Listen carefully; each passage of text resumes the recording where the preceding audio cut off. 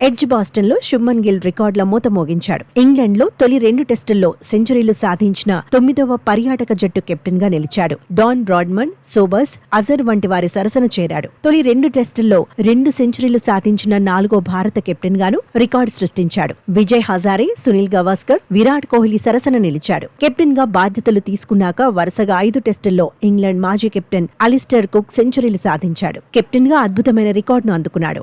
Aussies మాజీ captain Smith 3 సెంచరీలు బాదాడు. Edge Boston test లో శుభ్మన్ గిల్ కాన్ఫిడెంట్ గా బ్యాటింగ్ చేశాడు. 94% కంట్రోల్ తో షాట్లు ఆడాడు. సిరీస్ లో వరుసగా 3 ఇన్నింగ్స్ లో 2 సెంచరీలు కొట్టాడు. ఇంగ్లాండ్ పై వరుసగా 3వ సెంచరీ సాధించాడు. కెప్టెన్ గా ద్రావిడ్, అజర్ సరసన నిలిచాడు. ఇంగ్లాండ్ పై వరుసగా 3 సెంచరీలు కొట్టిన భారత ప్లేయర్ల జాబితాలో వెంగ్ సర్కార్ కూడా ఉన్నాడు. కోహ్లీ తర్వాత ఎడ్జ్ బాస్టన్ లో శతకం సాధించిన 2వ భారత కెప్టెన్ గాను శుభ్మన్ రికార్డుల్లో చేరాడు. వరల్డ్ టెస్ట్ ఛాంపియన్షిప్ లో రోహిత్ తర్వాత ఎక్కువ సెంచరీలు సాధించిన భారత ఆటగాడిగా గిల్ నిలిచాడు. 69 ఇన్నింగ్స్ల్లో రోహిత్ 9 సెంచరీలు కొట్టాడు. 62 ఇన్నింగ్స్ల్లో శుభ్మన్ 7 సెంచరీలు సాధించాడు.